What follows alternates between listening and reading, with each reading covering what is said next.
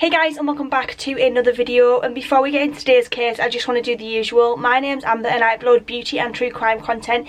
If you're the type of videos that you like to watch, then why not hit that subscribe button and come along and join our little family. And if you're already part of the family, make sure that notification bell is switched on just so you're notified of whenever I upload a video. And now we can get into today's case. And I just want to give you a quick little warning that I like to do before I start these videos, that this video does contain adult references. If that is going to make you feel uncomfortable in any way, that is fine. You can just click off this video, and there are plenty of others on my channel that will be more suitable for you. And now we can get into today's case. And today we're going to be talking about the tragic murder of Gemma Mccluskie. Gemma Rose Veronica Mccluskie was born on the 5th of February in 1983. She was a British television actress, best known for her role on the BBC soap opera EastEnders. Between October 2000 and February 2001, Gemma played the role of Kerry Skinner on the soap. In the show, Gemma's character was a close friend of Zoe Slater, and she was the great niece of the recently killed off Ethel Skinner. She was also the girlfriend of long-serving character Robbie Jackson. Previous to this, in her early acting career,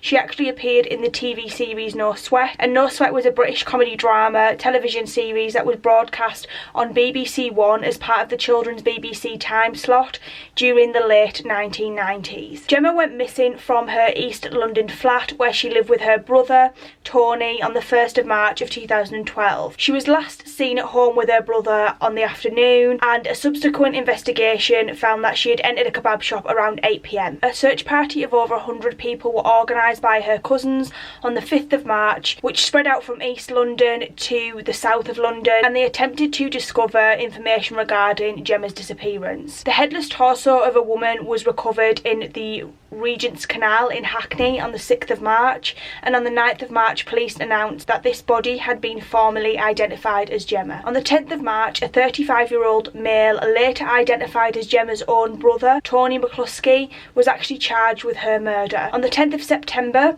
police found a head in the same stretch of canal. The Metropolitan Police confirmed that it was Gemma's head. Her brother, Tony, appeared at the Thames Magistrates Court on Monday the 12th of March, and a preliminary hearing was set for the 26th of March at the Old Bailey. Gemma Mccluskie's funeral was held on the 30th of November at St Monica's Roman Catholic Church on Hoxton Square, East London. The trial for Gemma's murder began on the 14th of January in 2013 at the Old Bailey, and during the trial it was reported that Tony Mccluskie was a heavy cannabis user and that he did frequently argue with his sibling. On the 1st of March of 2012, they actually had an argument about an overflowing bath. Some sources say it was an overflowing bath, some sources say it was an overflowing sink. Gemma had got to the point she'd had enough, she wanted him out, and she was just sick of the abuse from him. So because he didn't like the fact that he'd been asked to leave, Tony grabbed her by the wrists and punched her to the floor. He later went on to claim that he had no recollection of his actions.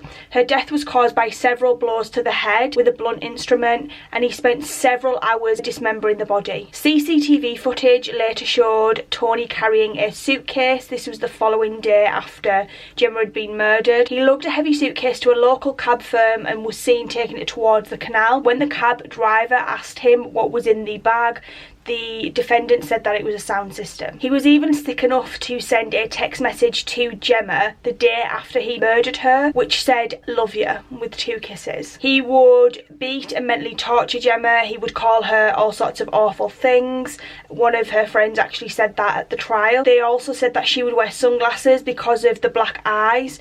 She said that she did see bruises all the way up her arms where Tony had attacked her. She also said that it was like he felt like he owned Gemma and that he did try and control her. She said that the abuse had gone on ever since she was a child, and in 2004 she went out with Gemma and she had a black eye, and Gemma admitted that Tony had done it. The friend said that the way that Tony tried her just wasn't right. So Tony initially admitted to manslaughter, but he denied murder. He basically cited that he'd just lost control. He was found guilty of her murder on the 30th of January in 2013, and he was jailed for life with a minimum sentence of 20 years. Speaking outside the court, Gemma's father father, well, Gemma and Tony's father, Anthony Mccluskie, said that it had been an extremely traumatic experience for all of the family and friends. He'd said that his daughter was known as Gemstar, or Little Gem, by some of her friends. She was small in stature, but she had a huge personality with a zest for life. He said that his daughter was very much loved and greatly missed. Anthony actually went on to have a relationship still with his son for some time after Gemma's murder. They sort of wrote to each other. Tony actually wrote a letter to his father which said, "I'm finding it very hard to believe myself that I could do such a terrible thing to you and our family. It breaks my heart knowing I could hurt you in such a way, Dad.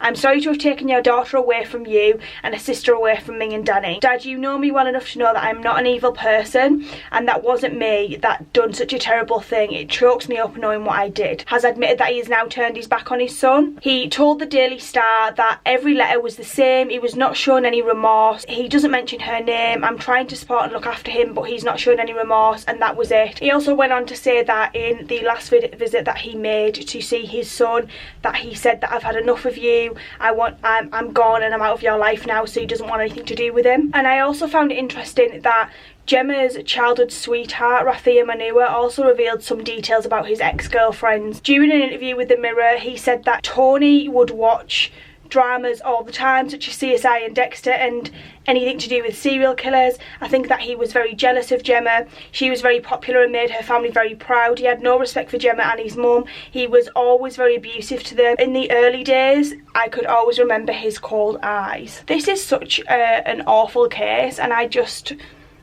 feel like Gemma, if she should have maybe just spoke out sooner about, but maybe because it was her brother, you know, his family's family, and she just didn't want to get him into trouble. I don't really know, but honestly, he deserves to rot for what he did to her. It's absolutely awful. You know, the one person that she sorely trusted, loved, had living with her, after all the abuse, she still kept him around, and then he went on to murder her. I just think it's absolutely disgusting. I would love to know your thoughts and feelings on this case. Let me know that down below, and I shall see you in the next one. Thanks so much for watching.